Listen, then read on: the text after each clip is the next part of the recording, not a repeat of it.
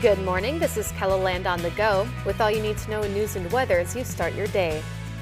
A 66-year-old Pier man with a lengthy criminal history is in the Minnehaha County Jail facing numerous charges. Maurice Robinson was stopped and arrested by the Lincoln County Sheriff's Office around 10 Tuesday night in T.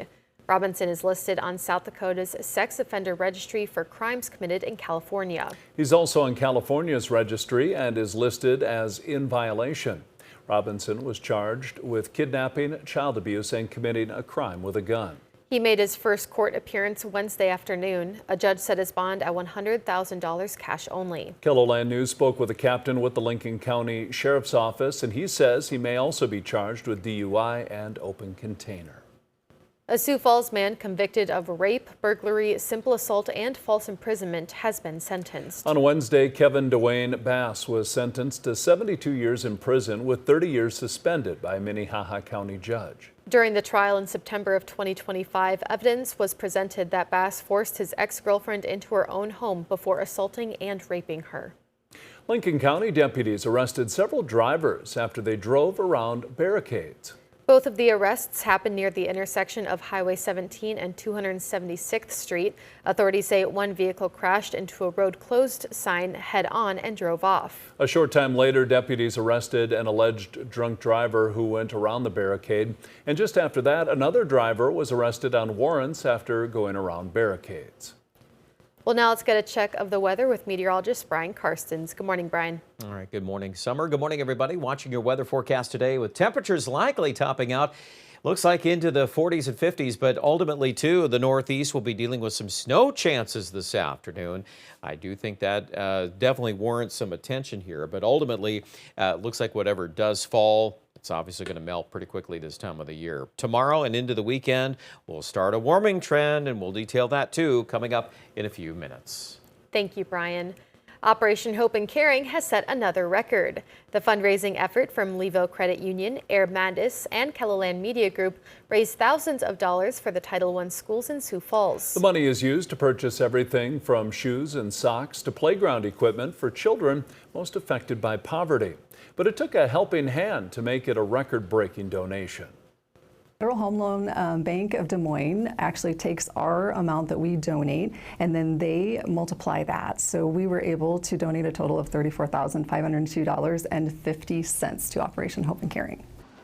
The check will be presented to the Sioux Falls Public Schools Education Foundation during the school board meeting on Monday, April 27th. Augustana University's band is marking 130 years of existence with a concert that includes current students and alumni. Students have been practicing for the big day and reflecting on what Augie's band program means to them. I think just the opportunities it provides. Like, I was not planning on doing band going into college because of money and just time, but they've made it very accessible and possible with the scholarships and just the time and support. The concert will take place April 24th at the Washington Pavilion in Sioux Falls and will feature more than 100 current and former band members. The ticket lottery to attend the fireworks display at Mount Rushmore is now open.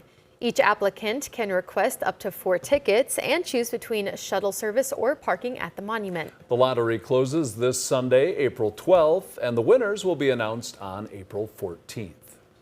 That's a look at some of our top stories. Now let's get another check of your weather with meteorologist Brian Karstens. Brian? All right, as we check out the weather for the weekend and, of course, into next week. Big time warming here as we start off Saturday in western South Dakota. 70s and 80s. Get set for a big sign of spring as we get into Sunday. Highs are going to be in the 70s and 80s. But before we get to that, we've got to talk about today, which is not nearly as warm. And, in fact, snow is part of the forecast today for Aberdeen. All the evidence that's coming in this morning is really suggesting that we're going to see more of this snowfall beginning to flare up here from Mobridge to Aberdeen. So we're going to account for that in the forecast. I think it's pretty likely that there'll be some attempt at getting accumulating snowfall. It's always a challenge this time of year, though, as to how much of that actually will stick to the ground. And it's got to come down at a pretty good clip, especially if you're going to do that during the day part. So I'm a little hesitant to get specific on exact numbers, but an inch or two would not surprise me at all. Just going to throw that out there. Sioux Falls, mainly some lighter showers, and then once that kind of kicks in late this afternoon, the temperature will actually fall a few degrees in accordance to that. Overnight tonight, we'll shift this system out. Tomorrow we start off with clear skies west of Sioux Falls, and we're going to end up in the 50s for many of us tomorrow. I do think western South Dakota will likely see 60-degree weather, but the trade-off will be more wind from the south. And then the next story will be some rain chances that'll kick off. You can see some of that showing up in the southeast on Saturday morning. It may try to rain off and on Saturday here across southwest Minnesota, northwest Iowa. And assuming that that happens, that'll tug down your temperature forecast in Worthington and Marshall. Meanwhile, Rapid will be dry most of the day, and that's why it's in the 80s. So that's a big contrast there. Sioux Falls, we'll call it in the mid-60s. I think if we do see some more rain late Saturday night or early Sunday, that'll be fairly contained. And then most of the afternoon on Sunday looks warmer.